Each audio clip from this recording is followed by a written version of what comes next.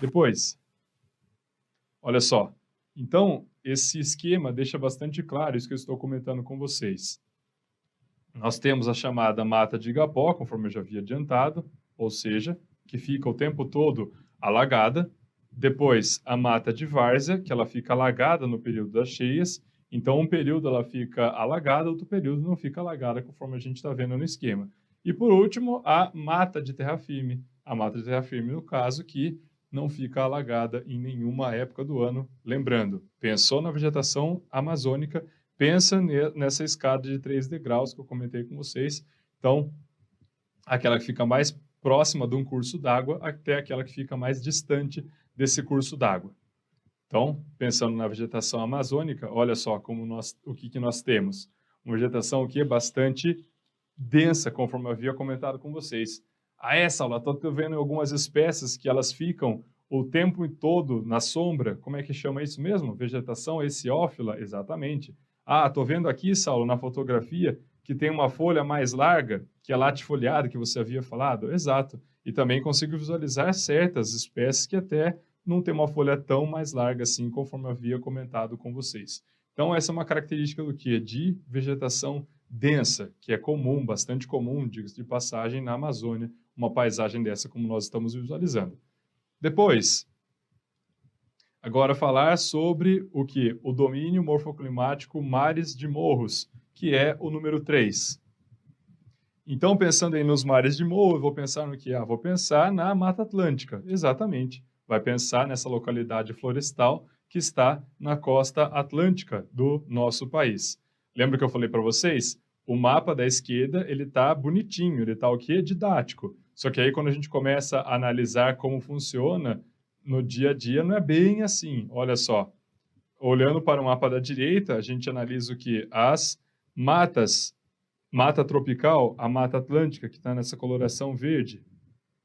Então, nessa, nós temos aqui alguns pontos, como aqui, por exemplo, aqui, por exemplo. Então, até aqui. Então, acaba envolvendo outros pontos, não acaba sendo tão fiel assim ao mapa da esquerda, conforme nós estamos visualizando. Então, lá, falar sobre o domínio morfoclimático dos mares de morro. Bom, conforme eu havia comentado com vocês, primeiro é importante lembrar o quê? É importante lembrar a localização. Litoral sul até a Paraíba. Aqui, pessoal, é um outro ponto também que não acaba tendo algo muito bem definido na literatura. Já vi que vai desde o sul até a Paraíba, mas já vi também que vai desde o Rio Grande do Norte até o Rio Grande do Sul. Então, realmente pega os extremos nessa porção leste do nosso país. Enfim, se for um, se for o outro, não se preocupem. Ambos você pode estar considerando, mas realmente acaba colocando de uma forma, de outra forma, mas o mais importante é ter em mente o seguinte: falou o domínio morfoclimático de mares de morro, que estou falando da Mata Atlântica, eu vou envolver o quê? A costa leste brasileira. Depois, intenso desmatamento. Essa aula, até porque é uma área que começou a ocupação pelos portugueses. Aí começaram o que? O pau-brasil, depois o ciclo da cana. Então começou a ter uma ocupação muito grande nessa área. Ainda na atualidade, quando a gente começa a analisar a ocupação litorânea brasileira, realmente ela é gigantesca. Litoral, centro-sul são os pontos do nosso país que tem a maior concentração populacional, urbana e assim por diante. Então, desde do período colonial até antes, pensando nessa ocupação, passando pelo processo industrial, de urbano, então realmente acabou fazendo com que a Mata Atlântica fosse muito desmatada. Depois, intemperismo químico. O que é isso, Saulo? Intemperismo químico? Olha só. Intemperismo químico é quando existe a transformação de uma rocha, de um solo, de um mineral, por conta da água. A água acaba entrando em contato com esses produtos abióticos que eu comentei com vocês, entrando em contato com eles, acabam gerando o quê? Transformações.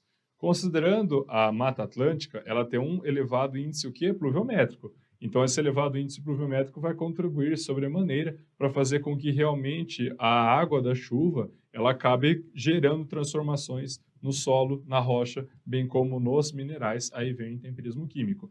Vou comentar sobre intemperismo, pessoal, mais detalhadamente na nossa próxima aula, na nossa aula 03, que é sobre relevo. Porque daí na aula sobre relevo, aí sim, a gente vai ver sobre intemperismo, ver sobre erosão e ver os detalhes e saber que eles são o quê? Diferentes. Então, pensar no desgaste de uma rocha, de um mineral, de um solo por meio da água, isso diz respeito ao intemperismo químico. Fala-se intemperismo químico, pessoal, porque existe uma reação química nessa rocha, por exemplo, quando a água acaba entrando em contato com ele. Por quê? A própria acidez da água da chuva entra em contato com essa rocha, começa a fazer com que exista esse desgaste. Depois, movimento de massa. O que é isso, Saulo? Movimento de massa é quando eu falo em relação aos deslizamentos de terra, escorregamento de terra, avalanche, como queiram chamar. Então, movimento de massa é uma palavra mais geral para isso. Então, quando a gente começa a analisar a Mata Atlântica, eu tenho diversos pontos que a topografia ela é mais o quê? Mais elevada. Serra do Mar, Serra da Mantiqueira, o que acontece nessas regiões? Sendo a topografia mais elevada, a chance de acontecer um deslizamento de terra acaba sendo o quê? Maior.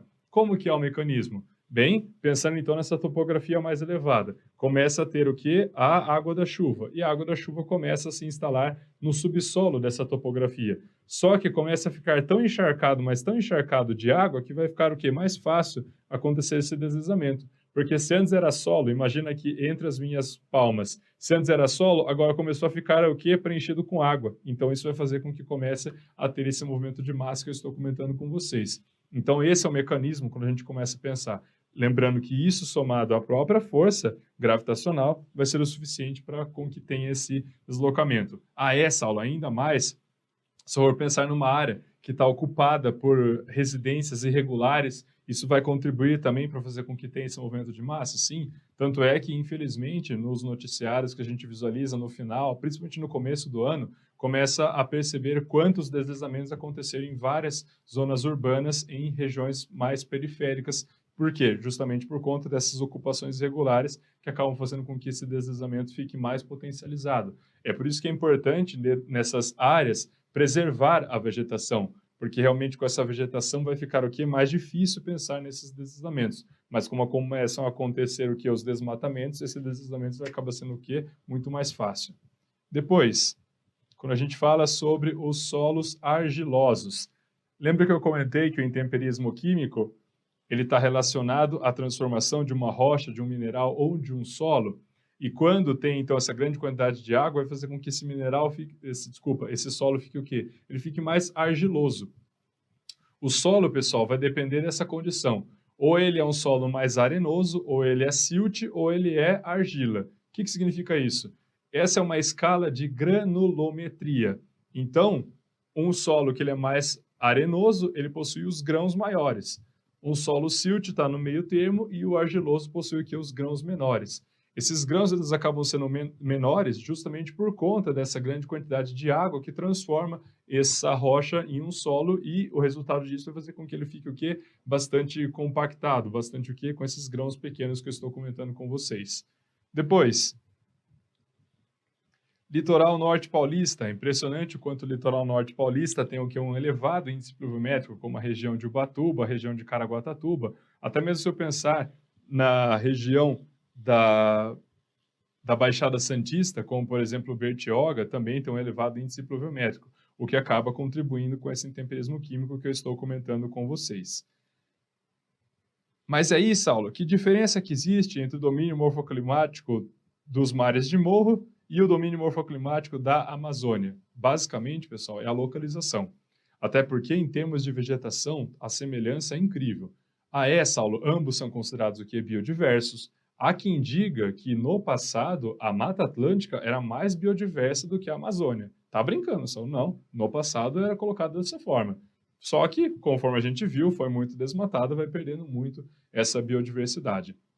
Além dessa condição, se eu vou pensar nessa questão de ser latifoliada, ser considerada heciófila, não, se eu pensar que nessa localidade vai fazer com que a radiação solar vai ter uma pequena diferença entre um e entre o outro, e assim por diante. Então é impressionante o quanto realmente acabam existindo aqui semelhanças quando a gente começa a analisar a Amazônia e Mata Atlântica, domínio mares de morro, como queiram, e realmente a principal diferença vai estar em relação a essa localização. Depois, Aí a gente fala agora sobre o cerrado, o número 4, que nós estamos visualizando aí na imagem. Então, só lembrando que o cerrado sendo o número 4, mas o mapa da esquerda ele está de um formato mais didático, conforme eu havia comentado. Por outro lado, o mapa da direita está essa bagunça que a gente está vendo.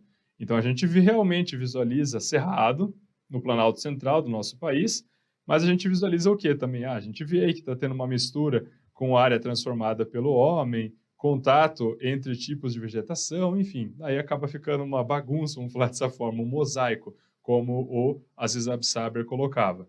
Então, vamos lá falar sobre o domínio morfoclimático do cerrado. Conforme eu havia falado para vocês, é importante lembrar aonde ele está. Está na região central do Brasil, conforme nós vimos no mapa. Tem uma média térmica de 24 graus Celsius, então é bem elevada. Em torno de 1.500 milímetros por ano, bem menor quando comparado com a Amazônia, por exemplo. Predomínio de planaltos. O que significa isso? Planalto é uma região que ela sofre mais desgaste do que deposição. Isso marca um planalto. Claro que você pode pensar num planalto também onde a topografia ela é um pouco mais elevada. Pode ter esse raciocínio também, mas isso não é o principal. O principal é levar em conta que um planalto ele sofre mais desgaste do que deposição. Depois, xeromorfismo. Você já havia comentado aquela espécie de óleo que cobre a vegetação para evitar a evapotranspiração? Exatamente. Tortuosa. O que é isso, Salom? Vegetação tortuosa. Isso marca o cerrado, pessoal. A vegetação tortuosa vai ser aquela que possui o tronco e o galho, ele vai ser mais retorcido. E em relação a ser mais retorcido, existem hipóteses diante disso. Porque é uma forma da vegetação acabar se adaptando ao período de estiagem. É por conta da concentração de alumínio que tem o solo. É porque a vegetação ela procura seguir a luz, se bem que não tem exceção quanto a isso. Qualquer vegetação ela vai seguir a luz. Lembra, pensando no pré-primário, por exemplo, que você ia lá plantar o feijão no algodão, tinha que deixar o mais próximo possível da janela, porque ela iria naquela direção. Então, quanto a isso, não tem exceção. Mas isso acaba sendo marcante quando a gente começa a analisar no cerrado esse fato.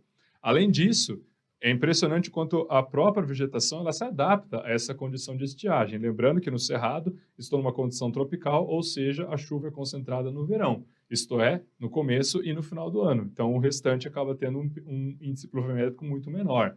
E a vegetação se adapta a isso. Então, esse xeromorfismo que eu havia comentado com vocês, o fato de ela ser tortuosa, o fato também de, por exemplo, o tronco da vegetação, ele possui uma casca bastante espessa.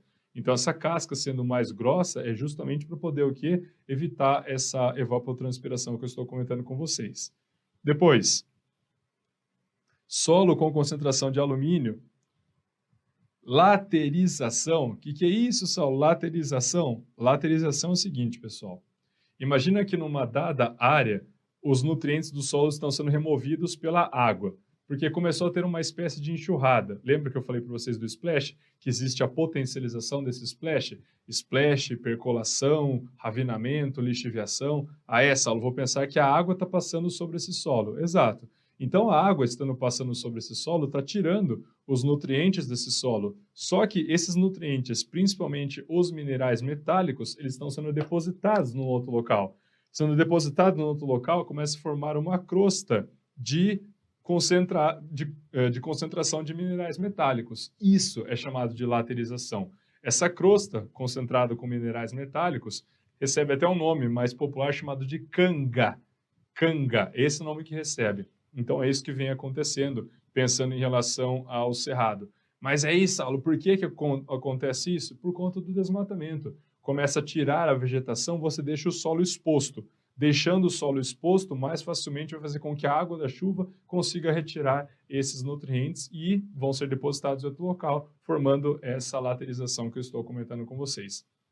Lembra que eu comentei também que o cerrado ele acaba sendo considerado complexo? Por que ele é complexo? Porque eu tenho vegetação de pequeno porte, vegetação rasteira, vegetação de grande porte. Até falei, o cerrado você leva em conta como um bioma e uma particularidade do cerrado você leva em conta como um ecossistema. Comentei isso com vocês. Você falou até do cerradão, que, pensando numa vegetação de porte maior, de porte médio, porte menor, isso deve ser um ecossistema, apesar de que na literatura às vezes até inverte isso, mas como eu disse a vocês, aí vai de cada pesquisador como acaba colocando, mas levando em conta o ecossistema é importante lembrar isso, a relação que existe entre os mecanismos bióticos e os abióticos, olha só. Então, pensando nessa complexidade que eu havia comentado com vocês, olha o que nós temos. Nós temos a formação de campo. O que é isso, Saulo? É o campo limpo. Estão vendo que nessa primeira imagem do campo limpo, vamos começar da esquerda para a direita, a gente não visualiza arbusto nem árvore. Ah, é, Saulo, estou percebendo. Exato. Então, aí nós temos o campo limpo. Depois, o campo sujo. Perceberam que no campo sujo já começou a aparecer arbusto? Depois eu tenho o campo cerrado. Arbusto começou a ter um porte maior, até chegar o cerrado, que na verdade eu tenho arbusto e eu tenho até árvore. E, por último, o cerradão, essa formação florestal, conforme a gente está visualizando. Então, essa concentração muito maior não, né? Não se compara com a Mata Atlântica nem com a Amazônia, mas vai ser mais complexo justamente porque tem vegetações de portes diferentes conforme a gente está visualizando. Então, trouxe aqui para vocês uma imagem, lembrando que essa é uma imagem do quê? Essa é uma imagem da savana africana. Ah, essa, até estou vendo uma girafa. No Brasil não tem girafa? Exatamente. Mas eu coloquei essa imagem porque ela deixa bastante claro essa complexidade que eu estou comentando com vocês. Por quê? A gente visualiza em amarelo que as gramíneas, a vegetação rasteira, como é que chama mesmo? Vegetação o quê? Herbácea. A gente visualiza também uma vegetação de médio porte, com os arbustos, por exemplo, que é a vegetação arbustiva, e até a vegetação de grande porte, como a árvore, por exemplo, que a gente está visualizando na imagem. Então, ela deixa bastante claro nessa complexidade que eu estou comentando com vocês. Além disso, estão percebendo o quanto realmente o tronco, os galhos, eles são retorcidos? Lembrando que o quanto a vegetação de savana, ela tem essa semelhança comparado com o cerrado no nosso país. Então, vamos ver como esse assunto sobre os biomas das regiões tropicais, eles podem ser cobrados na prova. SpaceX 2020, olha só, questão super recente. A Amazônia é a maior floresta tropical do mundo. Estende-se por mais de 8 milhões de quilômetros quadrados e por diversos países sul-americanos. Lembrando que eu falei para vocês 3,3 é só no Brasil.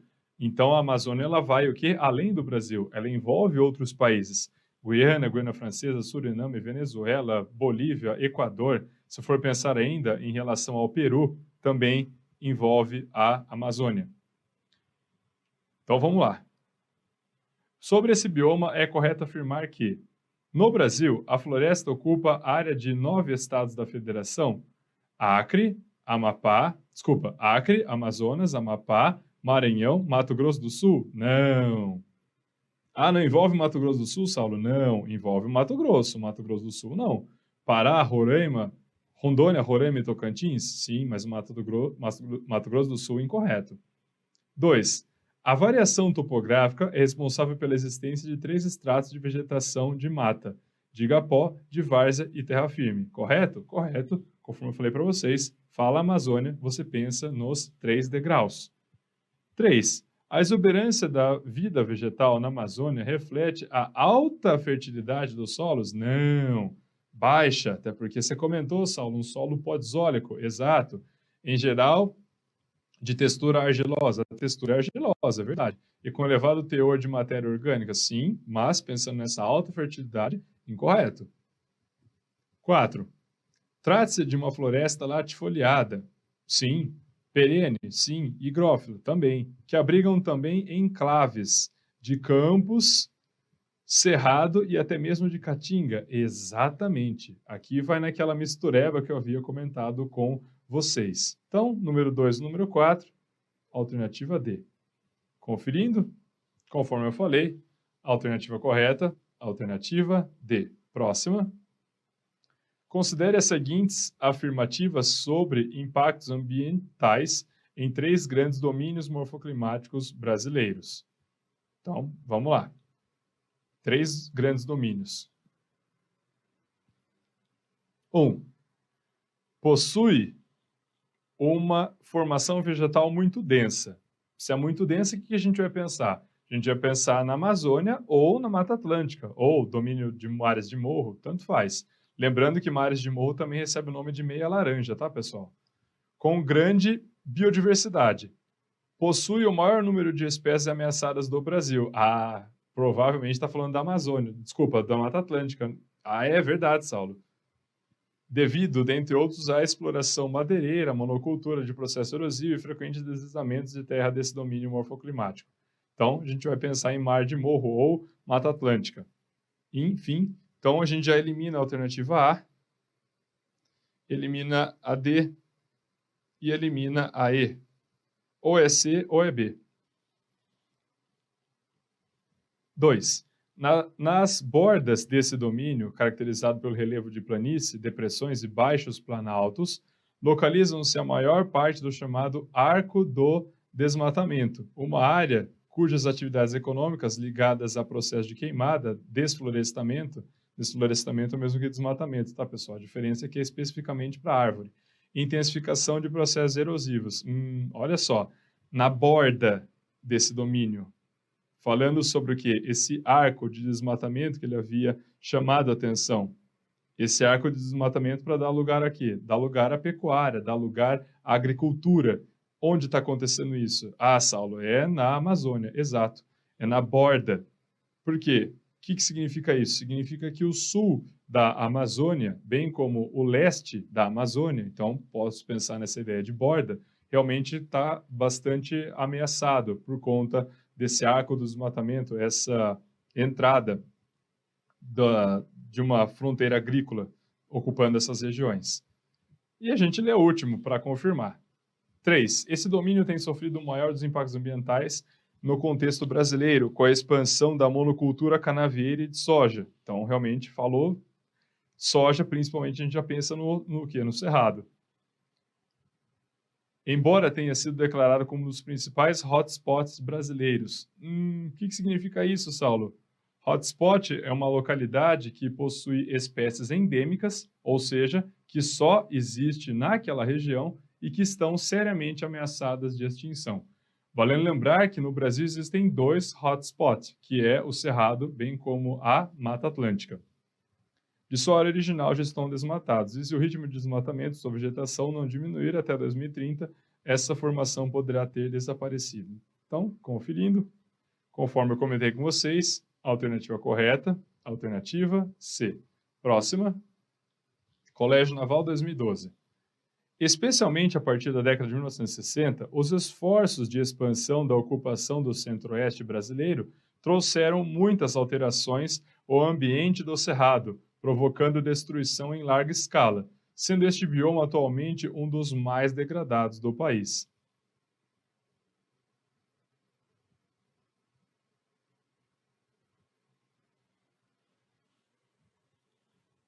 Só voltando na questão anterior ele fala sobre planalto, planície e depressão. E realmente esses 3 formatos de relevo eles são encontrados na Amazônia. Eu até havia comentado com vocês. Se a gente analisa ao longo do rio Amazonas, que é o principal rio da bacia hidrográfica amazônica, o que a gente vai ter ao longo dele? A gente vai ter planície.